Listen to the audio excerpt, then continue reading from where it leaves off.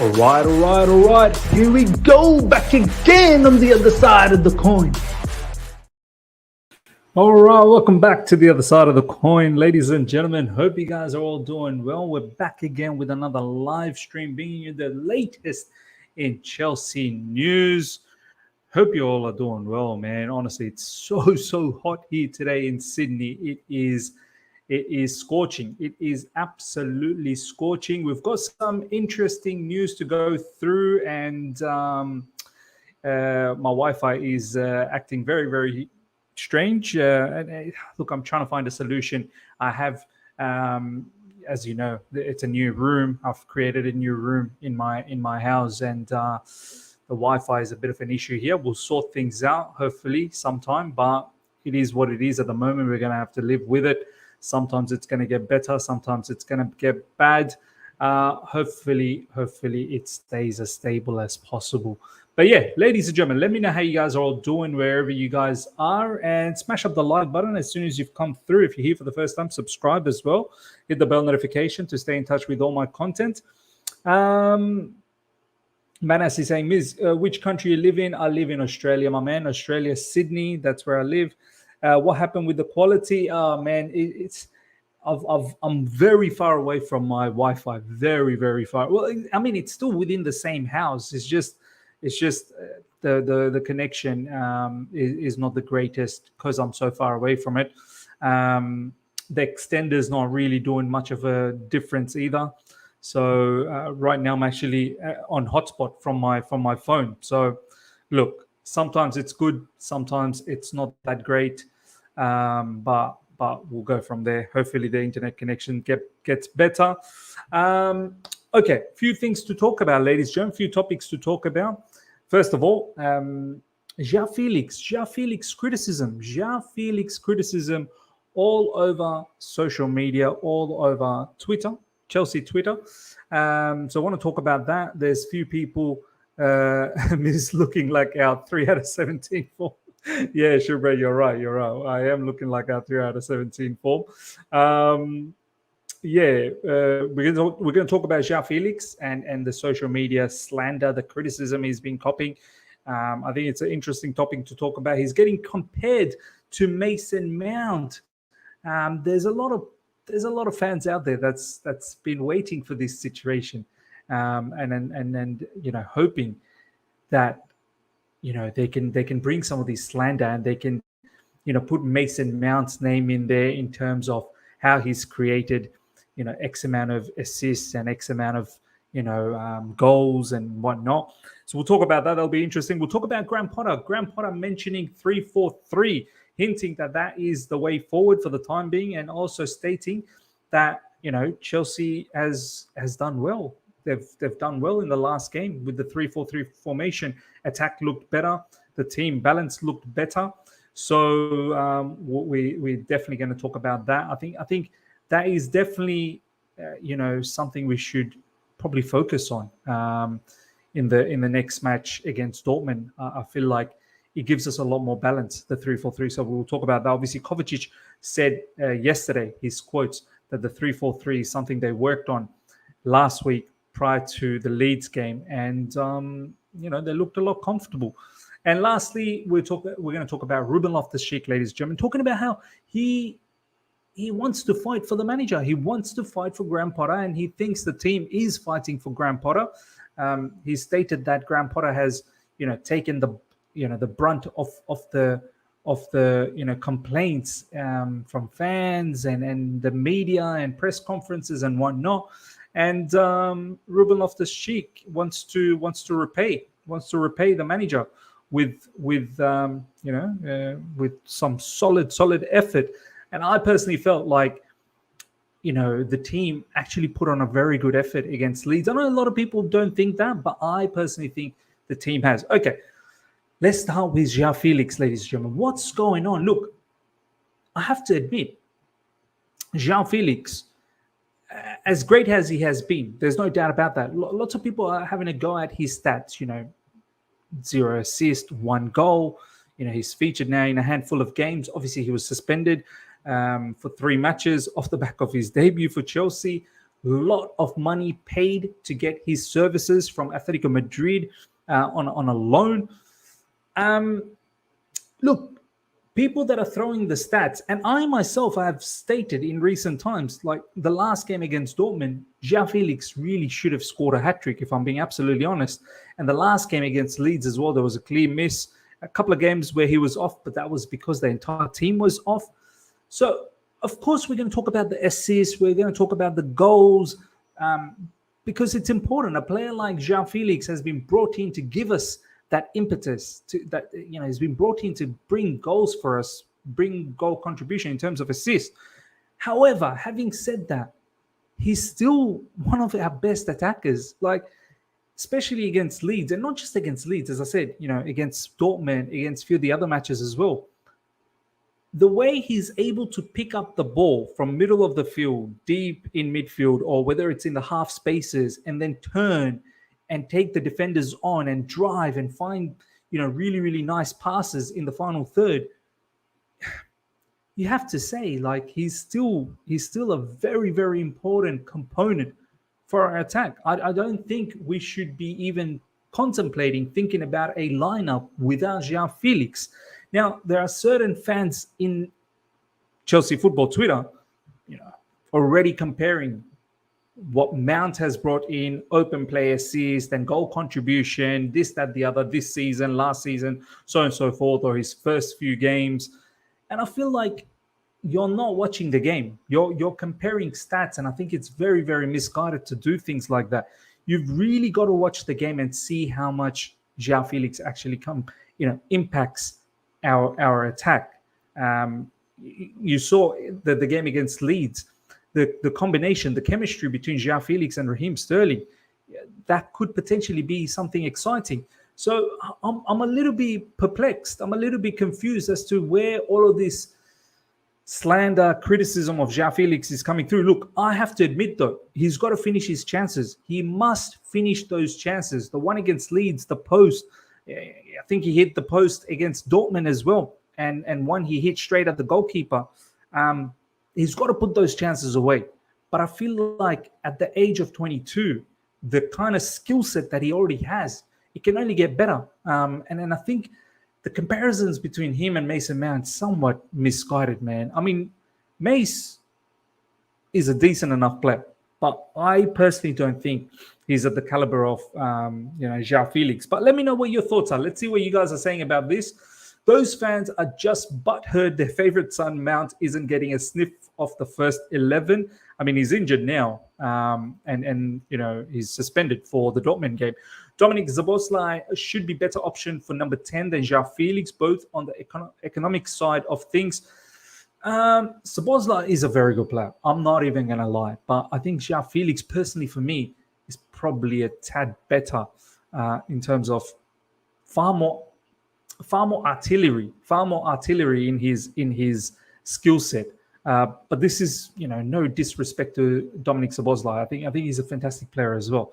The one thing that goes for Joao Felix is he's young. Do you know what I mean? Like, hoping that he'll only get better and better. I mean, his movement, his ability to get into these really, really nice, areas, finding himself right in front of the goal. Eventually enough, he's going to put those goals away. Do you know what I mean? Like for me, his combination play, his pace, his everything. Like sometimes he makes some glamorous runs, man. And I'm pretty sure soon Enzo Fernandez, Raheem Sterling found him out quite a few times. Soon those passes are going to be met, and he will put those chances away. People are so quick to critique Mount, but when it's Mount, it's considered abuse. People are so quick to critique Mount, but when it's Mount, it's considered abuse. You mean people are so quick to critique Felix? Yeah, okay. I meant to say Felix. Fair enough. See what Marviel said, Miz. Say what you want about Mount and Kai. You cried when they won us the UCL. We hold no ties to Felix. He can wake up tomorrow and decide he misses Atletico. Then what? Then nothing. He can go. Just because I cried after the UCL and I was so happy with Mount and Kai Havertz, that doesn't mean, like, this is the thing. Like, I feel like sometimes, Marviel, look, I appreciate the comments. I do. I think it creates a nice discussion. But I feel like some of these comments that you're making, it's just there's no thought process behind it. It's just comments in the air. There's literally no thought. Just because they did that in the Champions League, which is now 2 seasons ago, my man. Do you know how much football that's been played since then? Just because they, Mount produced the assist and Kai scored the goal in the Champions League, I can't say anything about them. They are faultless. Like, surely you see what they do, my man. You see what they do in the match. Their lack of productivity. Surely you're not sitting there and just saying, do you know what? I can never ever blame Mount and Kai Havertz because I'm indebted to them, forever indebted to them. It doesn't work like that, man. It's crazy to think like that. They've not been good for a long period of time now. A long period of time. I'm not talking about 2-3 games. I'm talking about 16 months, probably edging towards 18 months. Do you know what I mean? Like, it's not been good. And Felix, on the other hand, has just literally come not that long ago. And you can already see how explosive he is. You can see how explosive he is. It's just a matter of time those goals come in. Mount should not leave Chelsea. Please let's stand him in this moment. Mount should not leave Chelsea. Please let's stand him in this moment. Look, I don't want him to leave. I'm more than okay for him to be a bench player, a rotational player. But is Mason Mount going to be that? That's the biggest question. I don't think Mason Mount wants to be a rotational player for Chelsea Football Club. Do you know what I mean? Like, he's probably asking for a decent amount of money. Obviously, the terms have to, be reasonable as well. He doesn't want, 6 years, 7 years, and all that kind of stuff that our owners are going, our owners are handing out at the moment. And yeah, like last 2 seasons in a row, Chelsea Player of the Season. He's not going to want to be a rotational player. That's the issue at the moment. One moment should not define any player's career. Exactly. That was a fantastic moment. I will never forget. Never, ever forget. But that doesn't give you a free pass forever. That does not give you a free pass forever. Yes, means they won us the Champions League when we were in form. Isn't that enough to tell you these guys need the team to be on form? Look, I'll give you definitely a little bit of a leeway that, okay, the team needs to be on form. But individually as well, have a look at their impact individually. Have a look at the time they miss time passes. Have a look at the time they get dispossessed. Have a look at how they make awful decisions. You have to be watching them, man. Like that. This is why I don't hold any emotional ties with any footballers in our team. It allows me to be rational. Do you know what I mean? Yes, I love Hakim Ziyech, but I'm not stupid about him. I know when he performs bad and I know when he performs good. Do you know what I mean? I've wanted Cucurella badly to our team, but he's not been great for us since he's arrived. I'm not going to sit here and just go, do you know what? Just because I wanted him, now I'm going to have to continuously stick up for him. No, if he's not doing well, he's not doing well. Mason Mount and Havertz just not been doing well. Why 3-4-3? Now Joker top Bolly. Why you sack Thomas Tuchel? Then you want to play 4-4-3. We are going nowhere. Stupid fans who supporting Joker Potter. Class is permanent. Thomas Tuchel was world class. Look, let's talk about this a little bit. Obviously, we've now touched on Joao Felix and Mason Mount. Hold on, we'll come back to this. Martial is really, really ticking me off today. But once again, it creates good discussion. Miz, you guys cry for Mourinho. I did not cry for Mourinho. I said I'm okay to take Mourinho. I did not cry for him. I actually said I want Luis Enrique. Because he won us titles. Then it comes to players who have done things for us, we forget.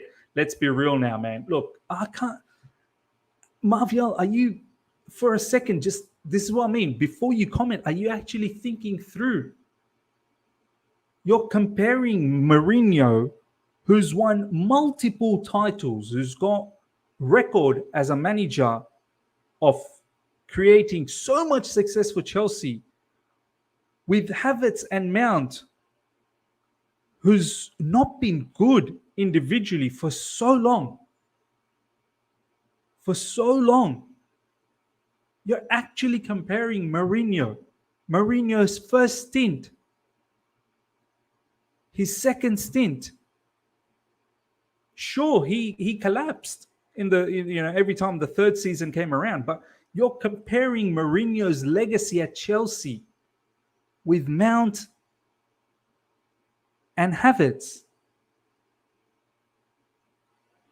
That's crazy. That's crazy. But going back to that particular comment here, 3-4-3. So yeah, ladies and gentlemen, 3-4-3 is what Graham Potter is talking about. Let's bring this up. Smash up the like button, guys. Let's get to 100 likes before the stream ends. And if you're here for the first time, subscribe. Very, very close to 21,000 subscribers. So let's get there together.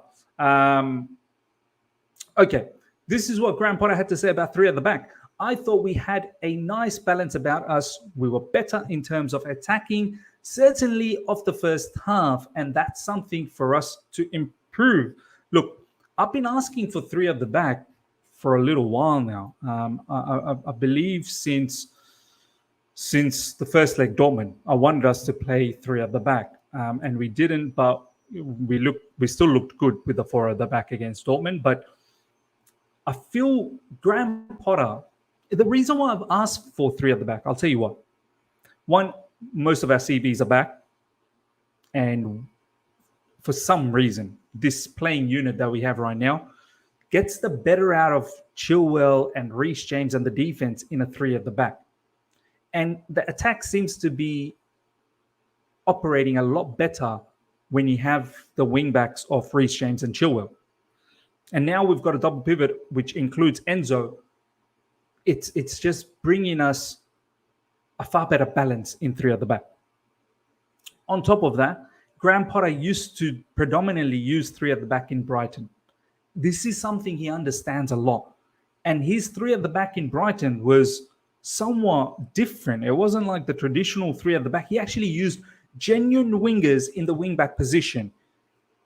His wing backs were very far, like high up in the field and wide, which were essentially a winger position.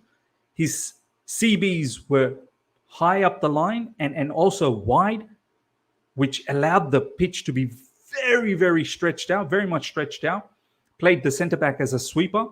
His double pivots were literally dropping in and helping out in defense, but at the same time, these double pivots were like number 8s, up and down. Do you know what I mean? And the attacking players were further up so that they can press from high up. Brighton played a very good brand of football, and I thought that structure, that style would be brought over to Chelsea Football Club, and that's what Graham Potter will be trying. And I think he tried that a couple of times using Raheem Sterling in the wing-back position, which is really the winger position. But then he quickly, deterred away from it. He went away from that. There were some articles from The Athletic stating that apparently the owners want him to play the four at the back. And then he moved away from it. And then since then, it's not really looked balanced. We've been conceding goals. We're not scoring goals. And overall, it hasn't really worked out. And I've been saying that, look, let's go back to what we understand. Let's go back to what Graham Potter understands. Let's go back to what our team predominantly understands. And let's just build on that. And then once that's sort of settled and we're in a bit of a momentum, slowly but surely we can start, implementing new ideas. Because right now we need the momentum. We need the momentum in wins. Against Leeds, we looked good. And then it's crazy. I suppose a lot of the fans are saying that, going back to Thomas Tuchel's way of playing, Todd Bowley and Iqbali sacking Thomas Tuchel, who was playing this sort of style anyway. Perhaps we should have given him a bit more time. But look, it is what it is. Thomas Tuchel tenure is gone. For one reason or another, the owners just didn't get along with Graham Potter. It can happen when new owners come in. Look, I definitely don't appreciate it. I wish Graham Potter still stuck around. Even during his time, the results were a little bit iffy. And I was stating that if it continues like this, he's potentially going to find himself in hot waters as well. It was never as bad as 3 out of 17, of course. But look, I understand. When there's a new ownership, these things can happen. But just because Graham Potter is reverting to that style, I'm not going to sit here and say, oh, look, you brought in a manager that's doing what the previous manager was doing. Look, for me, it's far more important to get the balance. And right now, I feel like the 3 at the back gives us a lot more balance. So let's see what you guys are saying about this. Yes, we need to. We need the formation 3-4-3 to get more gel with new players. They look comfortable. Most players looked very comfortable in the 3 at the back. So I'm thinking Graham Potter is kind of hinting that we're potentially going to use that against Dortmund as well. If possible, I don't mind not having Nkunku if that means we can keep Felix. Nkunku injury record is not good. Too bad we sealed his deal before we knew we could get Felix. Look, I'm hoping Nkunku's injuries, they get better by the time he joins us. He's a phenomenal player. He really is. Nkunku is a really, really good player. And I hope his injuries are not, something that becomes consistent. So, by the time he joins us next season with the preseason that he's going to have with us, I hope everything goes well. I have no issues with Nkunku and Felix being in the same team. I think it just, can you imagine instead of Havertz, we could potentially play Joao Felix up top and Nkunku could be behind Joao Felix with Raheem Sterling. I think that trio would be very dynamic, very, very dynamic. The reason why I don't want Joao Felix to be playing as a number 9 now, even though a couple of matches I did ask for that, but I think Joao Felix right now in that half space provides a lot more. No one attacks that half space the way Sterling and Joao Felix does in our team. Could Mudryk do that? I don't know. This is why recently I've said Mudryk maybe down the middle where Havertz is playing, be a little bit more fluid. We can try it out. Just to give him a bit more game time, I suppose. But a lot of people are against that. We'll talk about that in a different day. Big up Miz. Love the 3 at the back. Bring out the best out of a lot of our players. For example, Enzo, he's more freedom. Good until we bring a proper DM. On Felix, nothing more than 80 million would be good. Felix is probably going to be around the 80 million mark, isn't he? Which obviously we'll try our level best to negotiate as much as we can. His agent is Jorge Mendes, who's very, very close friends with Todd Bowley. So, there could be something there. So hopefully we do that. But 3 at the back is something I'm very, very keen on. For the time being, because if it brings us results, then look, I've never been someone who's been too, I suppose, too bothered about formation. Like, as long as it brings us result, as long as there's good balance on the team, I don't really care. Even Pep playing 3 at the back, yes, Pep does. Pep actually does. Akanji plays through the middle. Sometimes Kyle Walker plays as an RCB, and then you've got Nathan Ake playing as an LCB. You're right. 3 at the back is, people don't realize City definitely does play 3 at the back.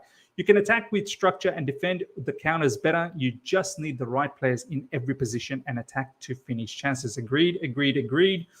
Chelsea and preventing injuries does not go together. Mudryk over Havertz, goals means I've been saying, look, right now, Havertz is been abysmal. Do you know what I mean? So I might as well just give Mudryk a chance to see what happens. Like, if we're not going to give Alba an opportunity, and Alba's not even going to be part of the Champions League, David Fofana won't be part of the Champions League, might as well just give Mudryk an opportunity. Mount will be loaned next season. What nonsense. I don't think so. I don't think he'll be loaned. I think he'll probably just be sold, if anything, if he doesn't agree on the contract extension. And Nkunku, Felix, Mudryk, Sterling, Madueke up front, Enzo, Kante, and Alexi Garcia behind them. With Enrique as the coach, we could cook so good. Look, I don't know about Alexi Garcia. I'm not too sure who that guy is. But Zubimendi for me is serious defensive midfielder. A fantastic ball-playing defensive midfielder as well. 3-4-3 is good formation, but Miz, how are we going to utilize Mudryk? And so this is the thing. 3-4-3 does hurt. how many attackers you can have. Oh, no doubts about that. You're going to have Mudryk or Madueke benched. Well, both of them benched if you play with Sterling. This is one of the drawbacks with three at the back. You're going to have some of the attackers being in the bench. And, this probably seems to be the problem with our owners. They didn't want to see all of these attackers being benched. Do you know what I mean? Three at the back means, players like even Hakim Ziyech, who sometimes, in the bench. So you're going to have potentially, and then Pulisic coming back, you're going to have a lot of players in the bench. So, yeah, that can be a problem. But you could potentially put in Mudryk in Havertz's position, and you can potentially put in Madueke where Ruben Loftus-Cheek plays. I think what Ruben Loftus-Cheek did for us against Leeds, I don't see why Madueke can't do that. It's not like Ruben Loftus-Cheek was defensively a monster or anything like that. And with the ball, I don't see how Madueke cannot produce that for us. So we could potentially play in that manner.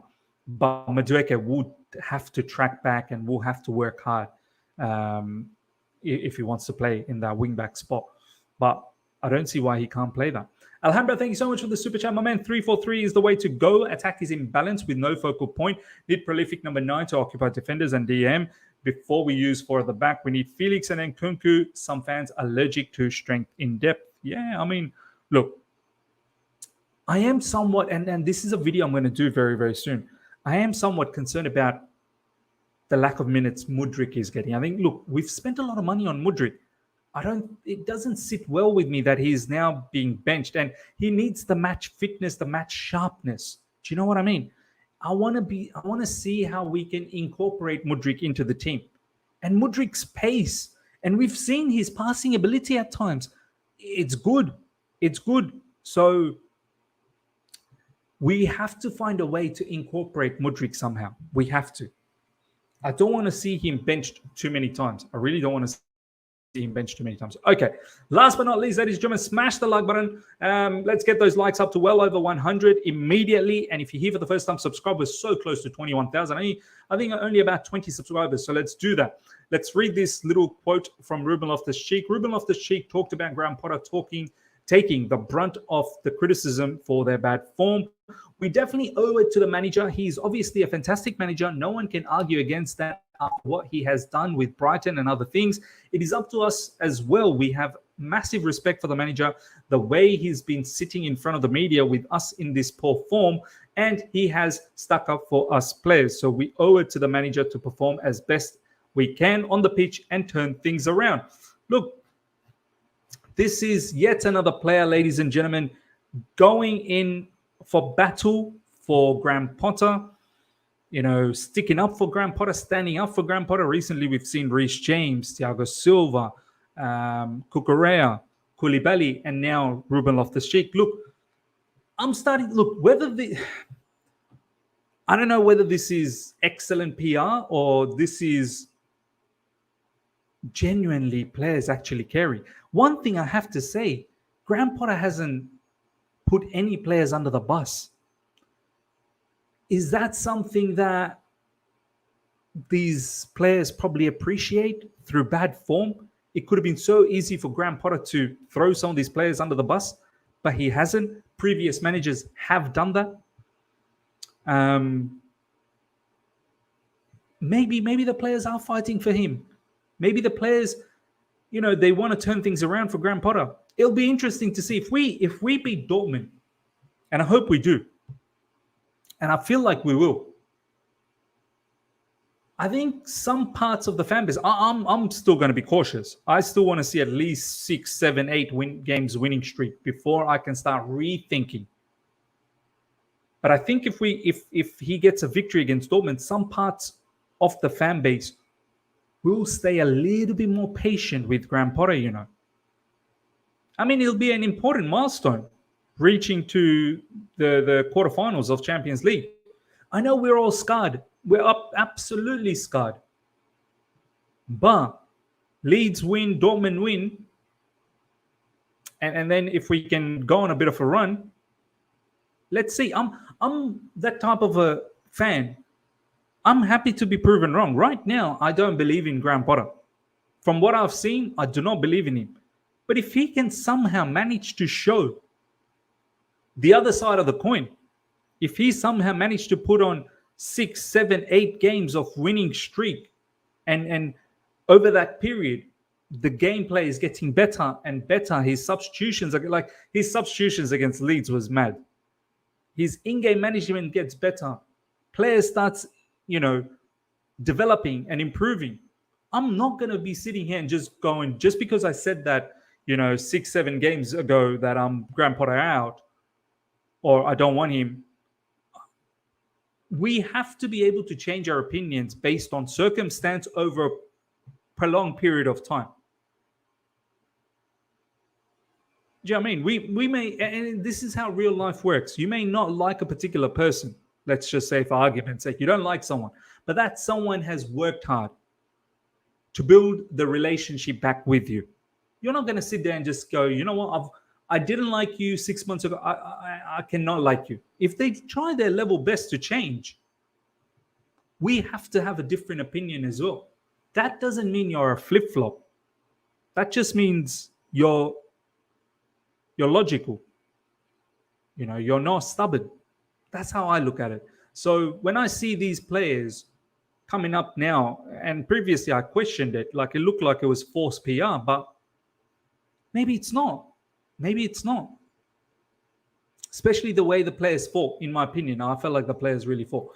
Potter is still playing his favourites, Havertz and Ruben Loftus-Cheek. Yeah, look, especially Havertz. I can somewhat live with Ruben Loftus-Cheek, but even then, I don't think that's the right idea. But obviously, we shouldn't see Ruben Loftus-Cheek against Dortmund. It should be Reece James in the wing-back position. But Havertz, yeah, I don't get it. I really don't understand it.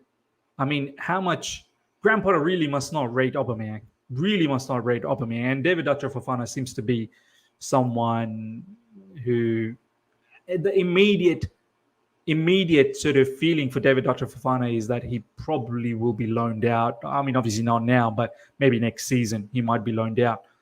There doesn't seem to be an immediate future for David Fofana at the moment at Chelsea Football Club, or else, Graham Potter would have, used him a lot more.